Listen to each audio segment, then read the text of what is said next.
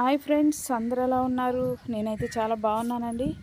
ఈరోజు నేను చూపించబోయే వీడియో ఏమిటంటే ఫిష్ ఫ్రై అండి. అది నేను ఎలా చేశానో ఈ వీడియో చివరి వరకు చూడండి. మీకు నచ్చినట్లయితే మీరు ట్రై చేయండి. నా వీడియోని లైక్ చేయండి, షేర్ చేయండి, సబ్స్క్రైబ్ చేయండి, కామెంట్ కూడా పెట్టండి. ముందుగా చేపలు అయితే తీసుకొచ్చేసి ఇలా ముక్కలుగా కట్ చేసేసి బాగా తెల్లగా వాటి మీద పొలిసిపోయేంత వరకు ఇలా రుద్దానండి బండకేసి. శుభ్రంగా ఇలా బండకేసి రుద్దిన తర్వాత చేపలన్నీ ఇలా గిన్నెలో వేసేసుకొని మొత్తం రుద్దినట్టుగా గిన్నెలో అయితే వేసేసుకొని సాల్ట్ వేసేసి బాగా 3-4 సార్లు బాగా పిసికి కడగాలండి. ఎందుకంటే నీసువాసన ఉంటాయి, అలాగే మురికి నీళ్ళులాగా కూడా వస్తాయండి. తెల్ల నీళ్ళు వచ్చేంత వరకు ఇలా ఉప్పు వేసుకుంటూ కడుక్కుంటూ నీళ్ళు వంచేస్తూ ఉప్పు వేసుకుంటూ కడుక్కుంటూ నీళ్ళు వంచేస్తూ చేయాలండి. అప్పుడే చేపలు నీట్గా వస్తాయి. అలాగే నేనైతే 3-4 సార్లు అలాగైతే కడిగేసుకున్నానండి శుభ్రంగా నీట్గా. ఇలా కడిగేసిన చేపలకి చూడండి ఎలా నీట్గా కడిగేసేసుకున్నాను, శుభ్రంగా కడిగేసుకున్నానండి.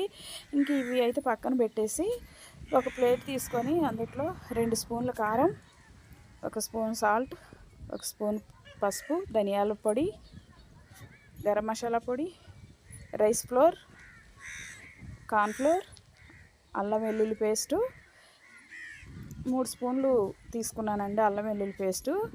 ఇంక ఇలా మొత్తం నిమ్మరసం అయితే వేసుకొని బాగా కలిపేసుకోవాలండి మొత్తం. అందుకని చెప్పేసి నేనైతే నిమ్మరసం పిండేసి మొత్తం ఇలాగా మనం వేసుకున్న పౌడర్లన్నీ కూడా ఇలా కలిపేసుకుంటున్నానండి. కొంచెం అంత వాటర్ వేసి కూడా ఇలాగా కొంచెం లూజ్గా ఉండేలాగా కలిపేసుకోవాలండి. ఇలా కలిపేసుకున్న తర్వాత మనం ముందుగా కడిగి పెట్టుకున్న చేప ముక్కలన్నిటినీ ఇందులో వేసేసుకొని ఒకటొకటిగా ఇలా మొత్తం అన్నిటికీ మనం కలిపెట్టుకున్న ఈ మిశ్రమాన్ని మొత్తం అన్నిటికీ పట్టేసేలాగా బాగా కలిపేసుకొని ఒక్కొక్క దానికి కలిపేసి రాసేసి పక్కన పెట్టేసుకోవాలండి.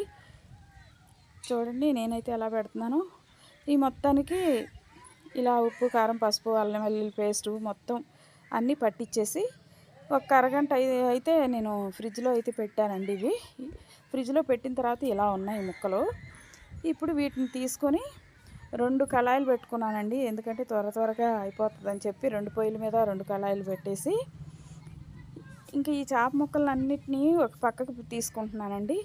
తీసుకున్న తర్వాత ఈ మిగిలిన కారంలో ఒక 2 గుడ్లు అయితే చితగ్గొట్టి వేసుకున్నానండి.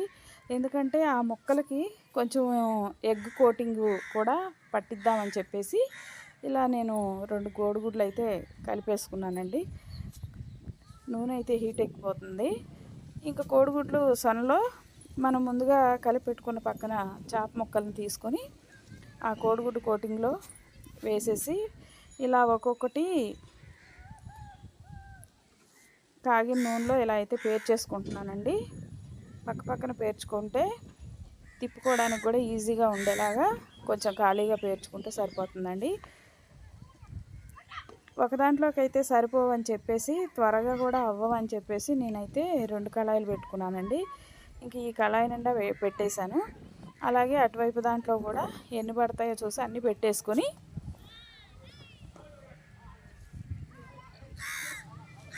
లో ఫ్లేమ్లోనే వేయించుకోవాలండి.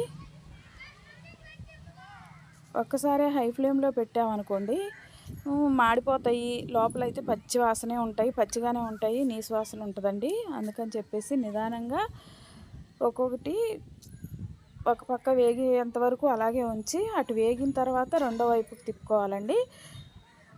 ఇంకా ఇలాగ అన్నిటినీ అటు ఇటు తిప్పుకుంటూ మంచి కలర్ వచ్చేంత వరకు వేయించుకున్నానండి. ఈ కళాయిలో కూడా ఇలా వేగుతున్నాయి. ఇంకా ఇలా వేగేటప్పుడు దాంట్లో కరివేపాకు చెట్టుది కోసుకొచ్చి శుభ్రంగా కడిగి అందులో లైట్గా వేయించుకుంటున్నానండి. చేప ముక్కలు అయితే ఫ్రై అయిపోయినాయి. ఇంకా అలాగే కరివేపాకు కూడా ఫ్రై చేసేసి ఇంకా మొత్తం ఒక ప్లేట్లోకి ట్రాన్స్ఫర్ చేసుకుంటున్నానండి. చాలా టేస్టీగా ఉందండి. మా ఫ్రెండ్ వాళ్ళ పిల్లలు కూడా తిన్నారు, చాలా బాగున్నాయి అని చెప్పారండి. ఇంకా మిగిలిన ముక్కలు కూడా ఇలా వేసేసుకొని మొత్తం అన్నీ వేయించుకున్న తర్వాత ఇలా ప్లేట్లో అయితే సర్వ్ చేసుకున్నానండి. నిమ్మకాయ ముక్కలు అలాగే ఉల్లిపాయ ముక్కలతో ఇలా చేసుకున్నానండి. మా వీడియో మీకు నచ్చినట్లయితే లైక్ చేయండి, షేర్ చేయండి, సబ్స్క్రైబ్ చేయండి.